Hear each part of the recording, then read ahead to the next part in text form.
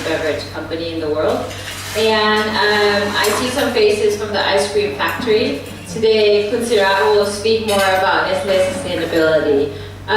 Sira Juntrasook is the Indo-China Market Environment Manager, and he has chemical engineering degree from Luncheon University, as well as a master in environmental engineering from AIT. He has over 19 years of experience in managing environmental challenges. Please welcome Sira Juntrasook.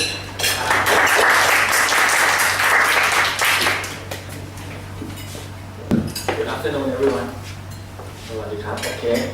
Before we start, just make sure that today we finish all the food on your table. Because we are talking about the food waste reduction, right? So make sure that you finish everything. Okay. Okay. Nestle, I think you all know what Nestle, so I don't go into the detail of the Nestle, but this gives you a little bit of the Nestle overview worldwide on what we have here. But I will tell you about Indo-China. That is the region or the market that I am looking after at the moment. We have 5 countries in Indo-China: Thailand, Vietnam, Cambodia, Laos, and Myanmar. We have total 11 factories, 6 in Thailand and another 5 factories in Vietnam, producing all kind of the food and beverage for us. In Thailand, we have a little bit different aspect from Vietnam, because you know the culture and the people and the behavior of the people who live in Vietnam are quite different from Thailand. Then our team is also separate to manage the business and manage the things. Sometimes when we have a new product, we can sell very well in Vietnam, but when we just import that product into Thailand, we can't sell because of the character of the people. Okay. When we do the business, I think if you have your own business, if you own the coffee shop, or if you have any small business, the first thing you need to do is compliance to the local law, right? That is the basic thing that you need to have. And also we have it here, the compliance. Nestle comply with the highest standard. It means that any law requirement in Thailand or even municipality in Thailand, we comply, but we also have a Nestle standard. We normally compare between local law and Nestle law, I would say. Which one is higher, we comply with that one. Sometimes we might imagine that Nestle standard is the highest one, but actually not. Because when we operate the company worldwide, some country in some continent, they still just start in a very, not developed country. Their law may be very weak. If we establish the Nestle standard at very high level, we can't operate over there. So we need to balance between what is the best at the moment, and then we increase a little bit on the standard. And then the next level is sustainability. I think you all know what it is. And now I used to search in the internet, and now more than 50% of the company worldwide talking about sustainability. But if we look back that in the 20 years ago, people just talk about the compliance. That is the first thing. And now we are more on sustainability. Further than that, Nestle, we are talking about creating share value. Most of the company we call CSR, corporate social responsibility. That is a similar program to Nestle creating share value, but we do a little bit different. For example, if we go to the village in the province, we provide the fish to the people at the village. We call CSR. We just do good things for the people. For Nestle, what we do is we train the people how to do fishing. We don't give them a fish, but we train them how to do fishing. So we just think that if Nestle is not exist anymore in the world, people in that area still can live with their fishing skill. But if we just provide the fish, they need us all the time. They can't stay by themselves. That is the concept. And we focus on nutrition, water, and rural development. That is the Nestle rating channel. Come back to the topic today. Okay, why Nestle committed to reduce food loss and waste? Tell you a little bit background. Before I go further, I think when I see the participant list from Kun Mu, I think most of you are already expert in this area. So I just think that I just tell you the thing that you already know, but I think we just share the experience. Maybe you know better than us, and then we also learn from you as well. That is my concept. Okay. At the moment, we have 7 billion people in the world. Do you know how many we have in Thailand at the moment? Over 60? 65, 66. Yeah. This morning, I go into the website of the government. We have 67, 67. but that is only people who register. Okay. It means that we have more. Okay. We think that in the next 34 years, in 2050, we will have people at 9 billion. It means 30% more. Thinking about at your house, if you have 7 people now, and next 20 years, you will have 9 people with the same house, same food, same water. How do you live with that? It will be more serious, right? It's the same in our planet.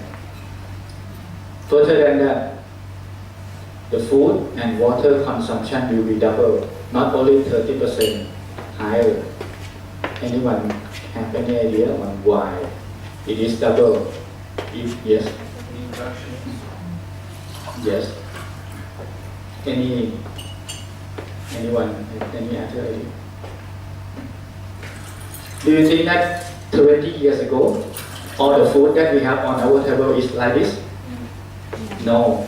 I talked to my grandmother, grandmom. They eat food differently from us, and they eat less. People now, we eat more and more. We pay for the expensive food, and we need to pay for a gym, pay to get the food out of our body, right? But 20, 30 years ago, we eat less, but they do a lot of, people do a lot of farming activity and do a lot of exercise every day. That keep people very healthy, but now we are not. That is why they said 30% more people, but the food would be double consumption.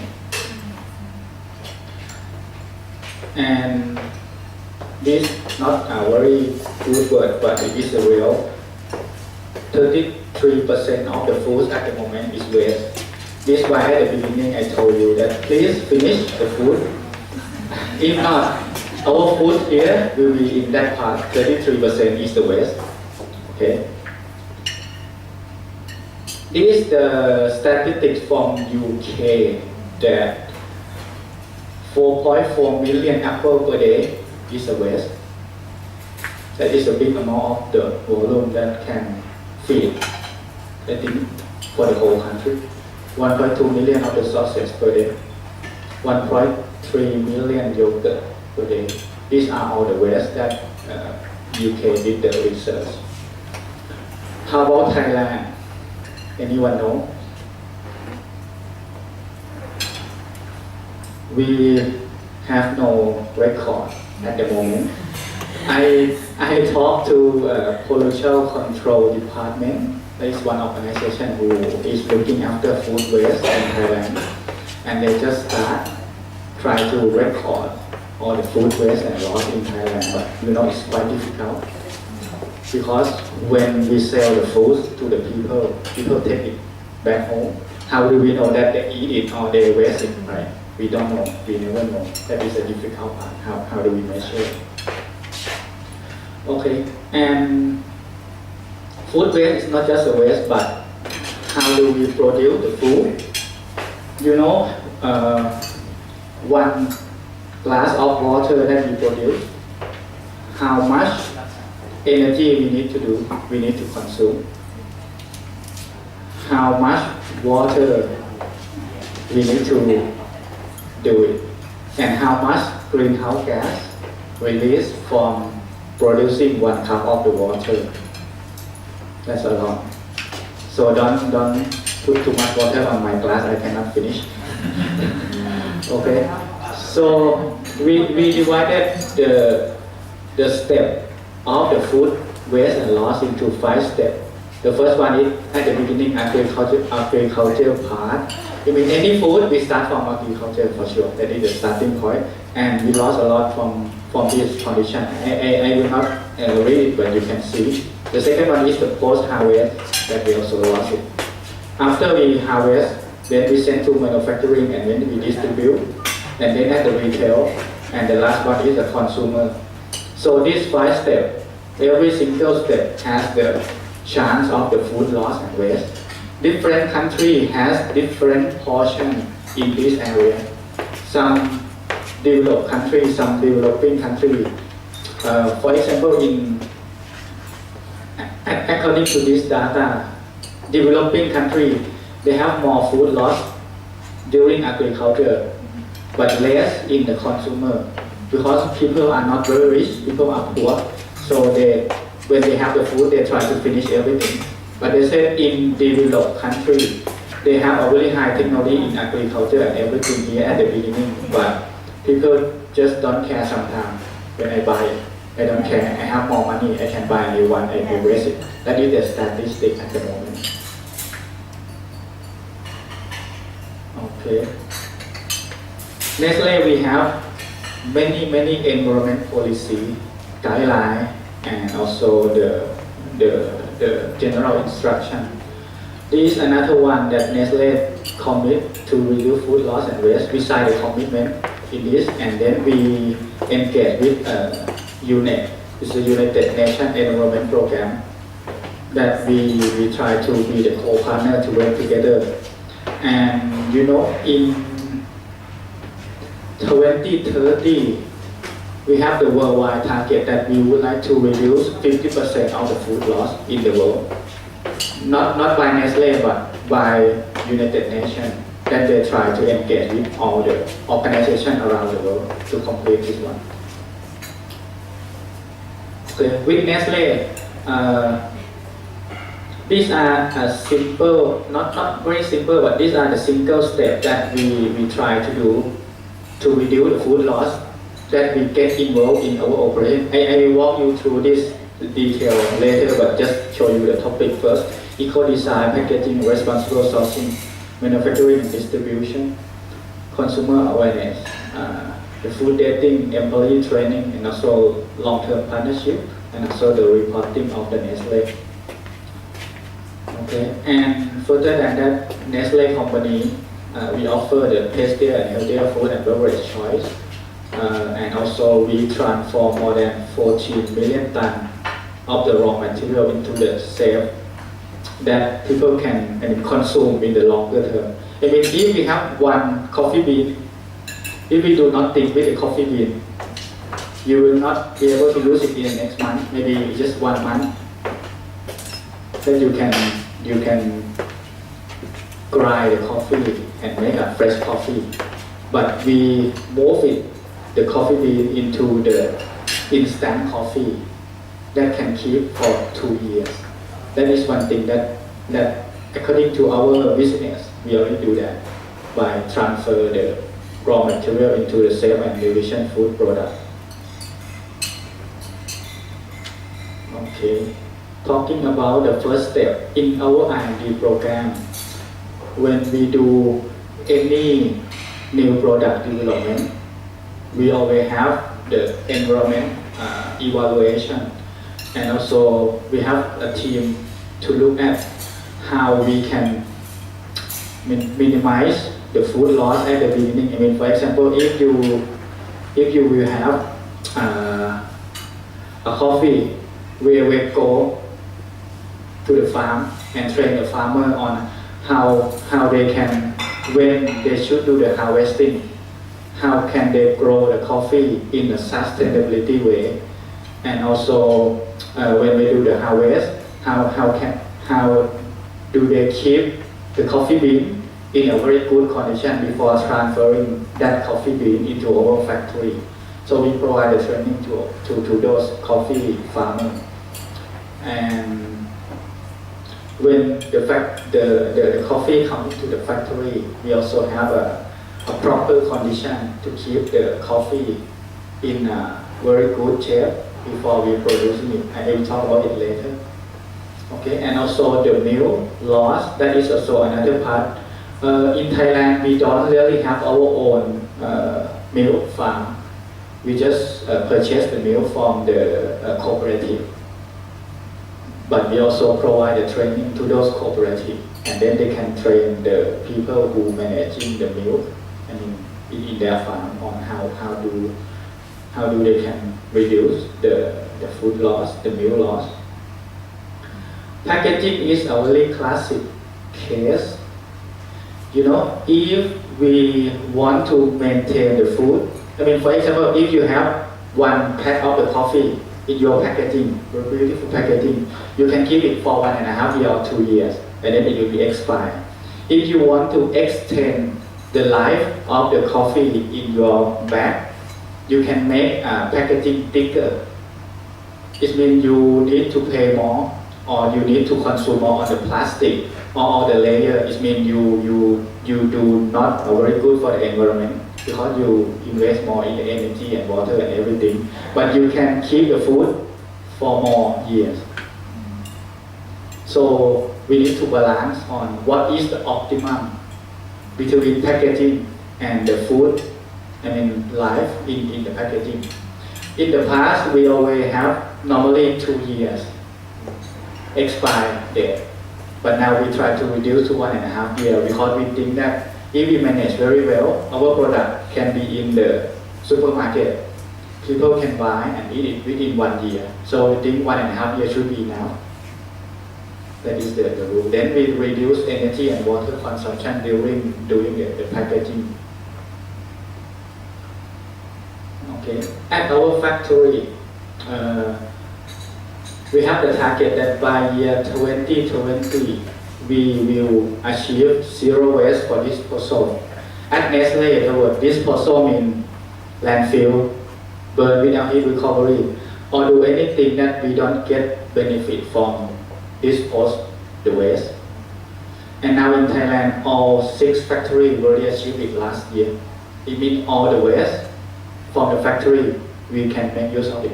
We do the fertilizer, we recycle, reuse, that is a common thing, and also we send to be burned at 2 or 3 companies that they burn our waste and get steam, like a cogeneration, and also they burn the waste and get the cement. At the cement plant in Sira, we have a contract with them, send our waste to them, and then they burn our waste. Instead of they burn the fuel, they burn our waste and get heat from our waste. Okay. What about digestion of the off-spec food to make biogas? Well, most of the foods now we just send to be the animal feed. Oh, okay. So just use directly, no process. But according to the definition, when the food is for human, but if the human could not consume everything and left the food for the animal, that is a food waste anyway, because it's just a different purpose. So we still count as a food waste, but not waste for disposal.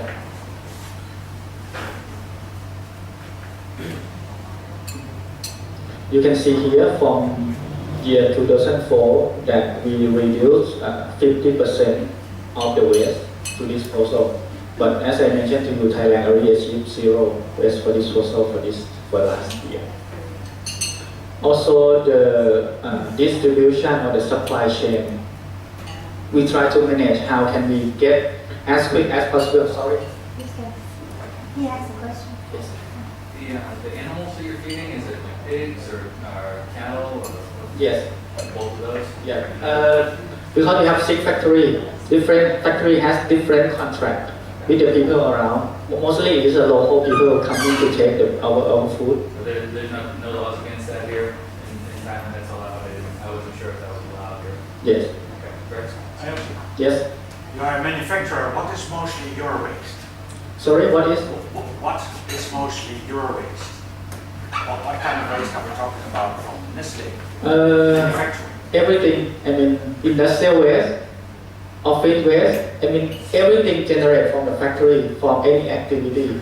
For example, if you have talking about coffee factory, you have the coffee bean coming from the farm.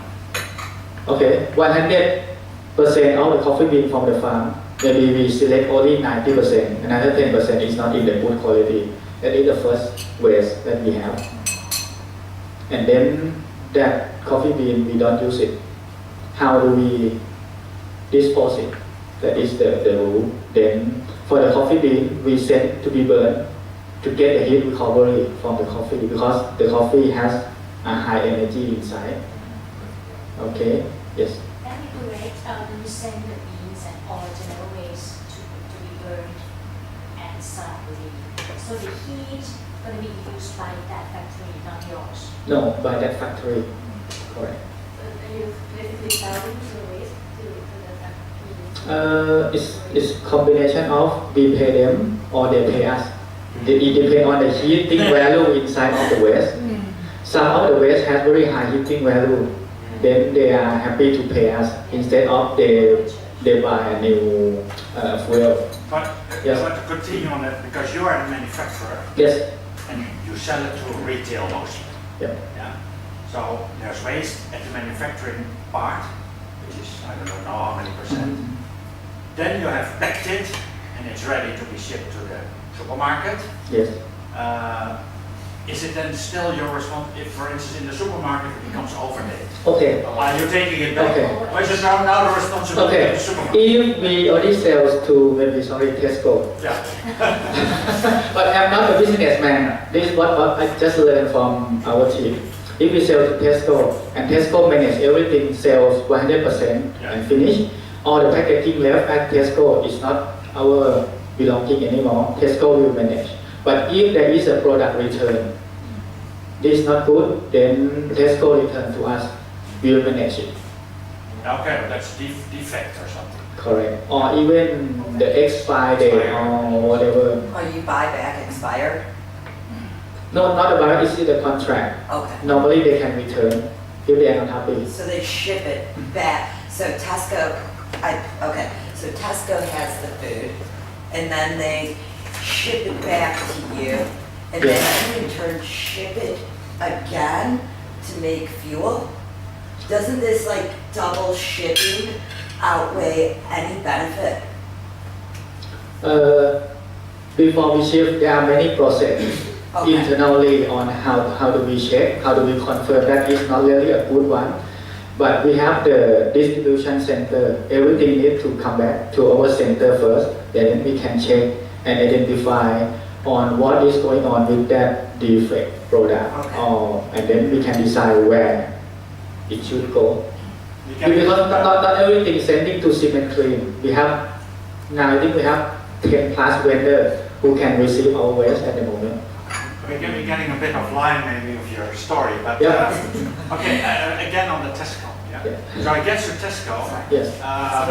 And how much waste do you have? How much do you return to Nestle because it is expired or maybe coffee is not a very good example, but fresh milk would be. Should we leave this discussion at Q&A time? Okay.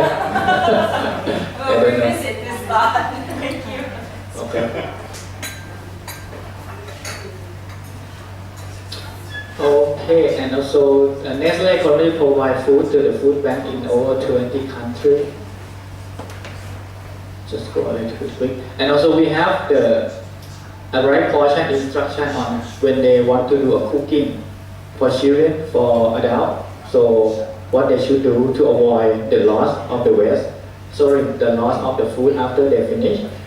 And also we have some formula to create the leftover food that, if we have the leftover, we have the instruction how can they make use of it.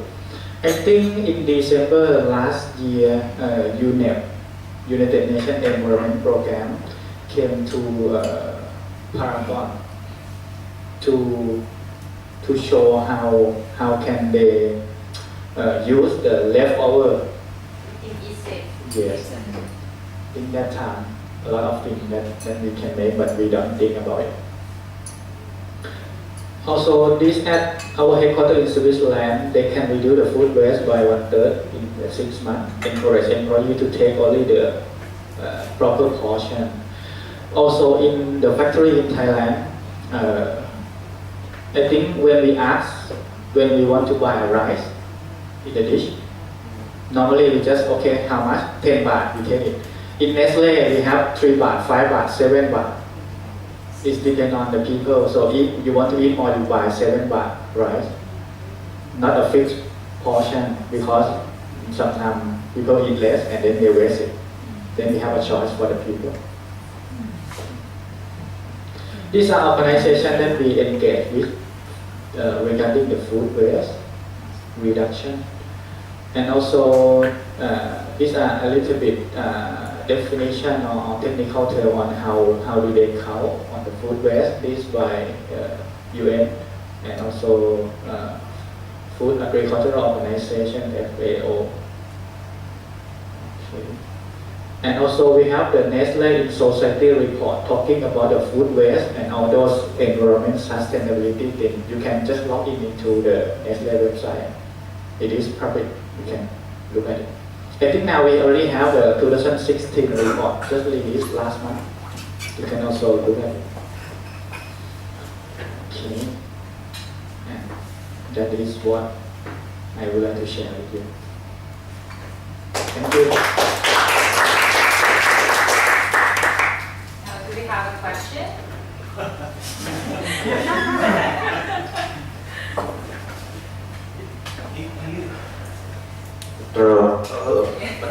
Do you know what technology they're using in Saraburi? I mean, is it just incinerator or are they doing? A cement clean. Okay, Cement clean. so this is Thai German ceramic.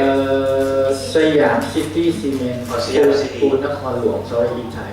Okay. But actually, on the road, there are 3 big factories. Siam Cement, Siam City Cement, and TPI. 3 of them can accept the waste to be burned as a fuel blending or any part. Yes, I am also aware that it's going to start to do more advanced use of waste like RDF, gasification of Yes. RDF. I think that would be probably some of your waste will Yes. go to that. Actually, with the cement clean, there are, if I don't remember it wrongly, there are 2 parts that we can put the waste in. Yeah. The first part is use instead of the fuel. Another part is they just use it as a cement, a raw material. Yeah, it does get aggregate for the cement. Yes. Instead of having a new rock or new sand, but they can use the waste and that's good. mix in the cement. Composition. Okay. Well, my family is actually a farmer, so fruit farmer. We have factory here, we have hospitality here, we have supermarket here. Do you guys have any measures in reducing food waste at the agriculture stage? Because there's a problem of cosmetic blemish, fruits and produce that's not pretty, and the supermarket or any buyers do not want to buy it. Is there anybody in here who has a program to actually start selling fruit that looks less than perfect but is still perfectly good to eat? That's something that our foundation is just beginning to look at. And one of the programs that I probably don't do that.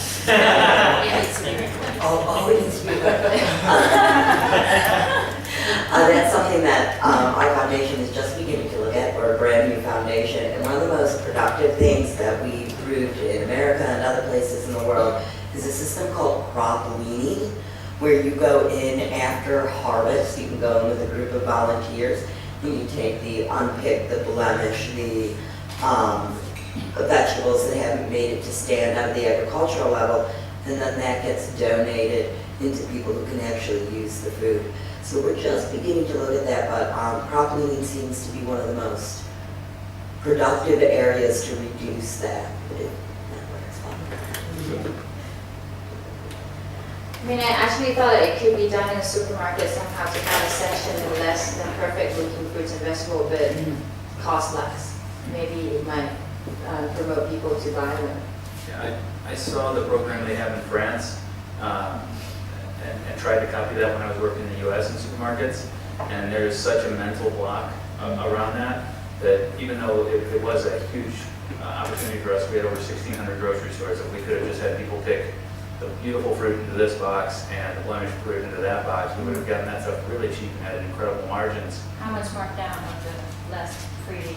I think they would have at least marked it down 30 or 40%, but they would have gotten it much cheaper, so they would have actually made more money off of the blemished fruit, but there was no appetite for going down that path.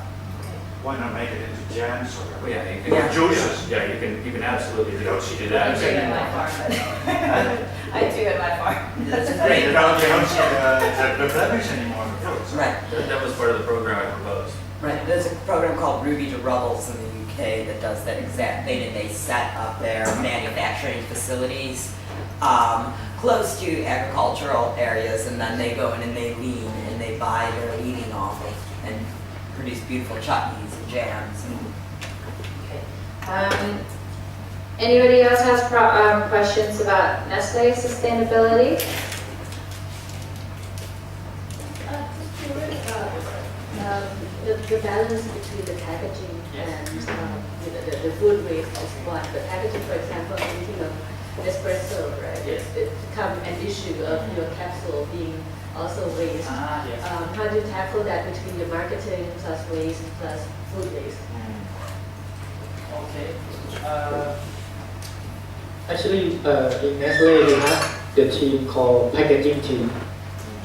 They do a lot of research and development, and they work with the marketing and also manufacturing, because manufacturing want as thin as we can for the packaging to reduce plastic or any material contributing to the packaging. But for the marketing, they want a very beautiful packaging, right? For sure, and also a little bit thick, because when people see beautiful, thick, and also very colorful, they think that it's a premium food or premium thing that they can eat. So we need to balance. Packaging team work very well, as I know, because they do a lot of things, and also their goal is to balance between these two functions. And every time they change the size or they change the weight of the packaging, they need to get approval from many functions, from marketing and also the brand and many things. Because if we just concerned about that sustainability, but we do the business, but we can't sell our product, right? So that is the rule. It is clear that Nestle work on so many branches on sustainability, whether it's food waste, zero waste, energy waste. What are the most challenging sustainability topic that you have to face with Nestle? In general, not In about- general. I think now at the moment we have a lot more to do and very successful in manufacturing side, because people are technical people and many environment engineer in the factory, so they already do a lot of things. The gap that we see is after we sell our product, how do we educate the consumer on how they use our product in a very sustainability way, or how can make sure that they dispose the waste or anything in a very good way.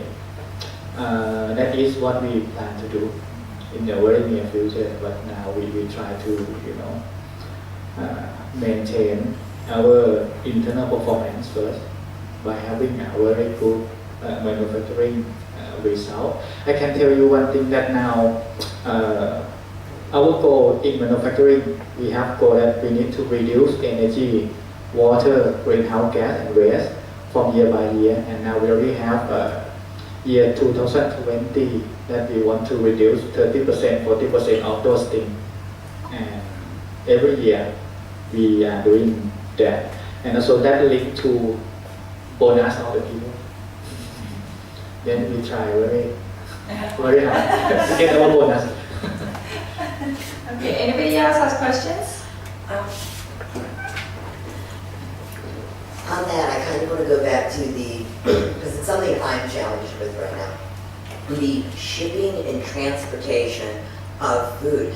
How are you measuring that so you know that by using fuel to bring back a product from Tesco to your plant, then to ship it somewhere out, is there a way that you're measuring what the positive output is against the negative impact environmentally in the fuel that you're using, and is it worth it, and how do you know? Okay. Actually, we don't really track that specifically from shipping of the return goods. But what we do is we have the KPI for the supply chain. That is the kilometer of the truck driven per ton of the product that we ship.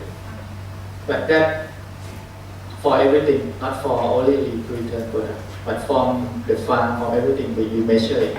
And we have 5%, 10% reduction every year. Oh, okay, very good.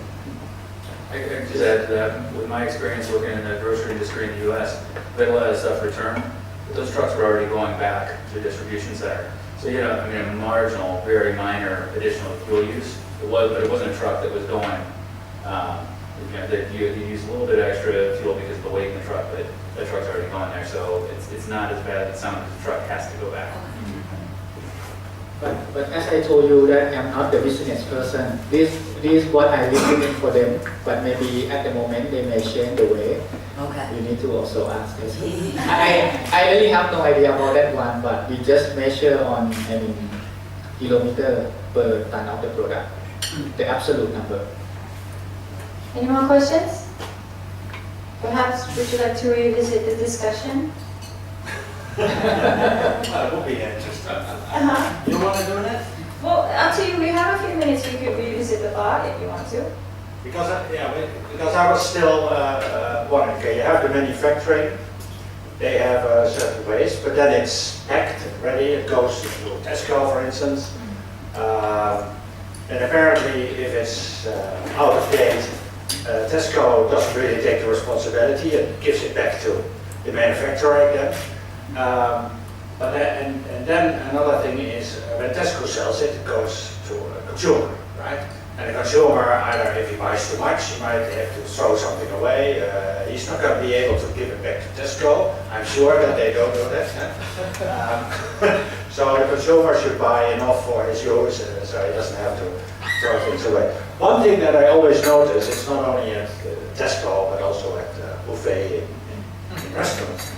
You want to have, for instance, your shelves always full. Yeah. So in fact, if you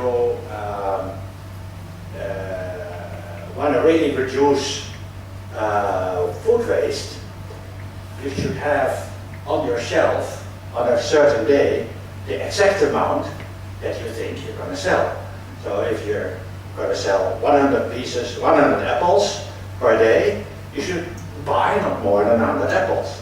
But a retailer doesn't work that way, because if they have sold 10 apples, he immediately wants to get another 10 again, so the shelf is full. Yeah? And that adds to the waste. And because of that practice as well, the manufacturers always has to make sure that he can add every day these 10 apples again, or every minute or something like that. That is, so it's a whole process, I guess, of manufacturing, then retailing, or in a hotel, you see it as well, the buffet, always full with food. And it's only consumed part. So there's, I think, where you create a lot of waste by the system, how it works. Maybe you would like to comment on that? I wonder how I have to just a quick comment on that.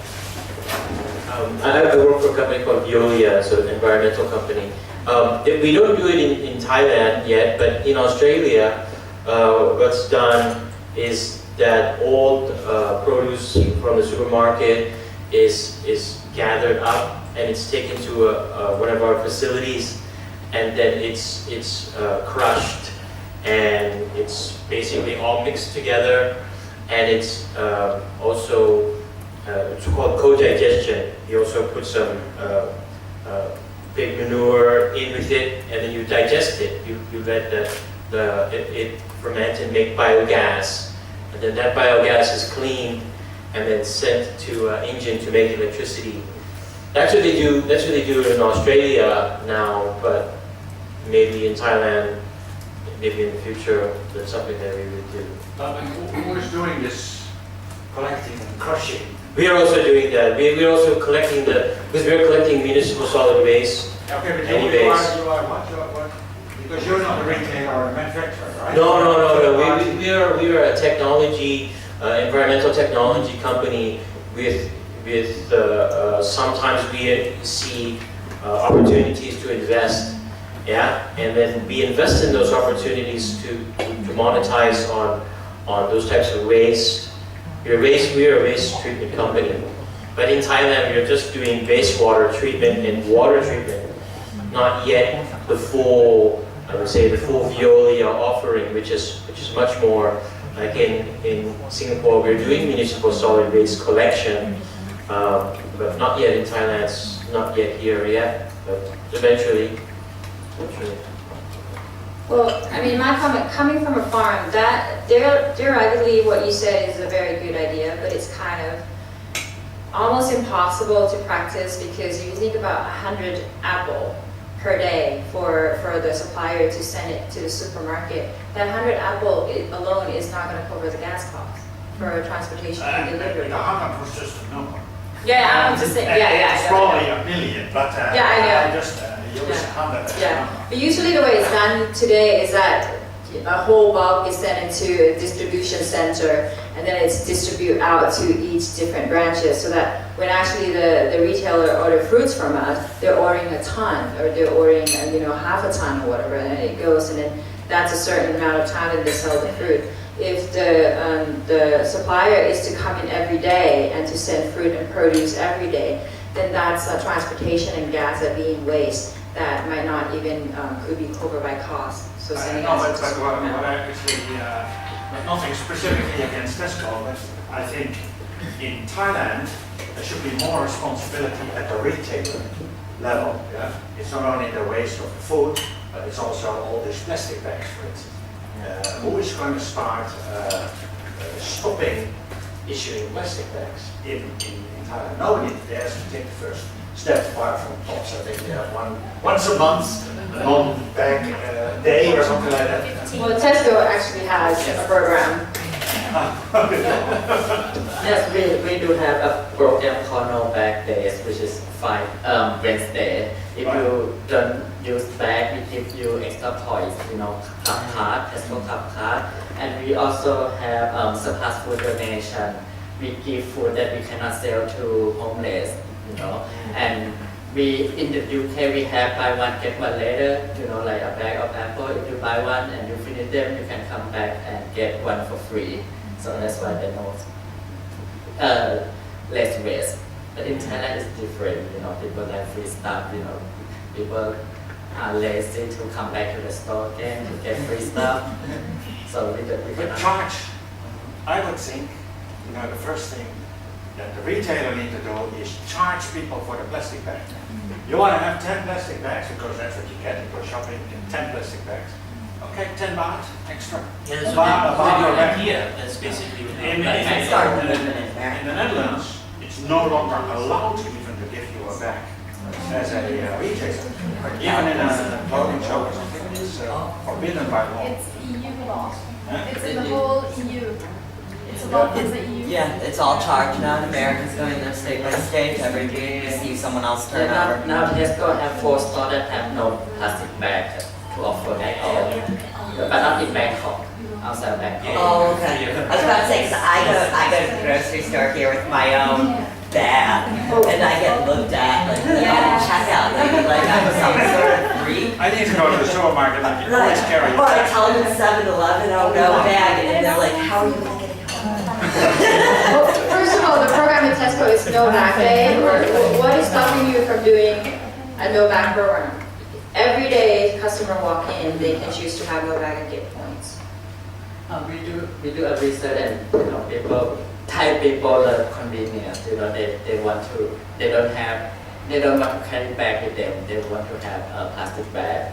That's why we did. Thai people should learn to love their waterways. I think, if all the big retailers get together and say, we stop issuing it, then you change the mentality of the shopper in no time. Because indeed it is convenient. I didn't bring anything, so I remember when I went, 30 years ago, I lived here for 40 almost.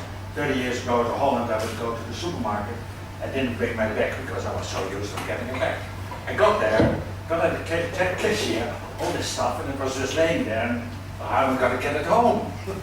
I had to go back in again to actually buy a box or We do the no back lane. do it.